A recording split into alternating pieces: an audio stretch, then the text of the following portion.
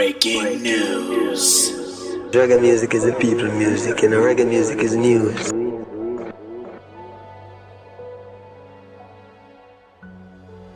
Bob Marley, king of reggae music worldwide. The voice of Rastafari. Born February 6, 1945, 9 Mile, St. Anne Parish, Jamaica. Passed away May 11th, 1981, Miami, Florida. The official story is that Bob died from a melanoma skin cancer that was under his toenail. They say the cancer spread through his entire body very quickly and eventually killed him. But some people believe Bob was murdered. Poisoned by the CIA because of the powerful revolutionary message he was spreading all over the world. Revolution. He was waking people up. People of all races, from all different walks of life. Speaking out against governments and injustice. Deprogramming the masses. Deprogramming. Is there any truth to these rumors? Bob seemed totally healthy in 1980. How could a healthy man just fade away overnight and die?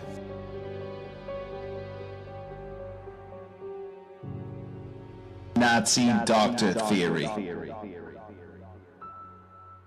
On May 13th, 1977, Bob had badly injured his big toe while playing football against a French journalist in Paris. He went on with his performances. In fact, it's a few weeks after the injury that he performed at the now famous London Live gig at the Rainbow Theatre. The wound deteriorated and got uglier by the day as he continued to perform and play football, even after cancerous cells had been detected in it.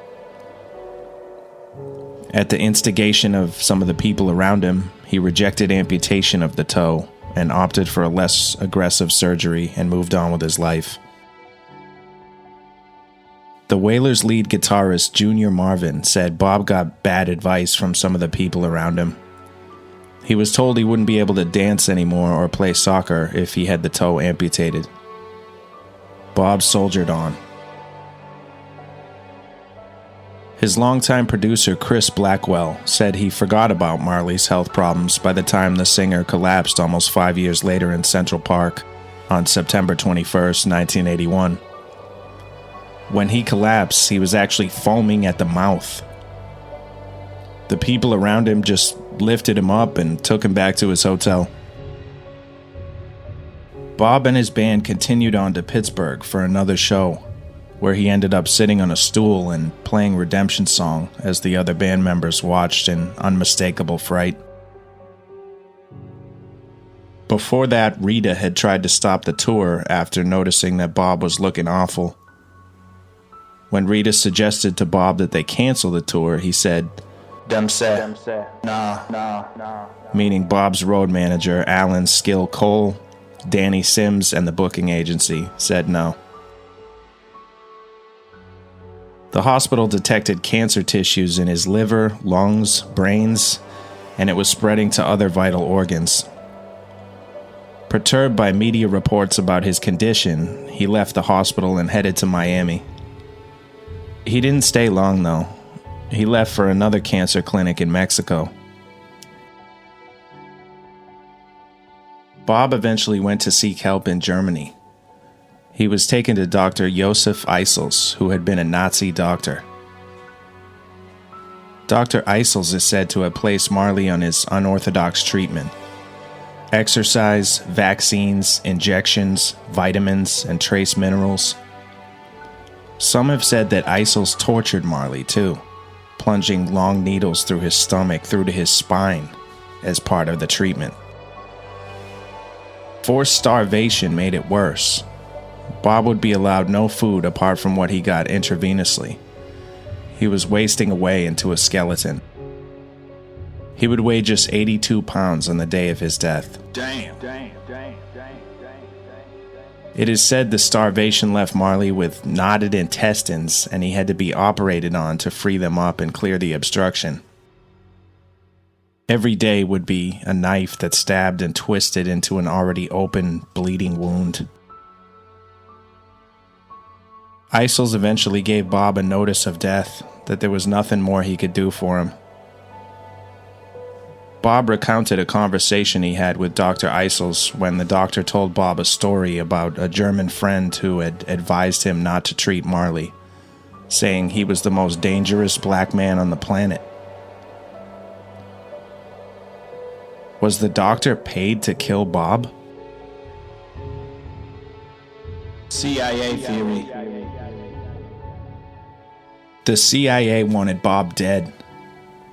He was spreading his religious views and activism through his music, and he was believed to be able to influence Jamaican politics by endorsing a candidate. He was inciting a revolution not with violence and war, but with peace and thoughts. Peace and love. It's widely accepted that one of the people that shot at Marley in 1976 was a popular CIA operative. He didn't wear a mask and was known as a crime figure in those days. On the day of the shooting, there were strangers lurking near the house. A photographer had taken some photos of Marley standing in the front garden, and the lurkers made Marley nervous. He told the photographer they appeared to be scouting the property. After the assassination attempt, Bob retreated to the hills of the Blue Mountains to get ready for the Smile Jamaica concert that he and the Wailers were determined to play, despite their injuries. He was joined by Black Panther's film director Lee Lu Lee, who was making the documentary All Power to the People about American race relations. Power to the people. A rumor was circulating that the CIA were going to finish Marley off. Only a handful of Marley's most trusted insiders knew of the band's whereabouts before the festival. A man arrived at the compound and managed to talk his way through security, saying he was a photographer and had arrived with the film crew from the USA. He told Bob how excited he was to film the event, although it was noted he didn't have any camera equipment with him. Where's your camera? It transpired that the cameraman was Carl Colby, son of the now late CIA director William Colby. At some point during the day, a gift was delivered for Bob, a pair of boots. When Bob tried on the boots, he screamed out in pain. When Lee Lu Lee and Marley inspected the boot, they saw that there was a piece of pointed copper metal embedded in the toe. Had the wire been treated chemically with a toxin? This isn't as far-fetched as it sounds. It has since been revealed that one of the 600 attempts by the CIA to kill Fidel Castro involved placing highly toxic thallium salts in his shoes. Marley followed an idle diet of primarily fruits and vegetables and loved to play soccer. How likely is it that someone with a good diet and exercise would get cancer in his toe? The CIA kept extensive records on Marley and his movements. There's firm speculation that there was a CIA operative on the inside of Marley's entourage feeding them information. These records have still not been fully made public. What do you guys think about all this? In my opinion, if this is true, if the government took him out, those involved should pay for what they did.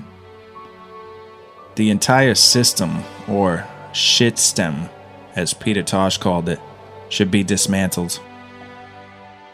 We should do away with the CIA forever. I mean, we don't need a creepy organization like that in the world anyways. What we need is love and the truth. We need freedom and justice, not murder and lies. Like, subscribe, comment, and karate chop that bell icon to get notified when we drop new videos. Rampage News. We out.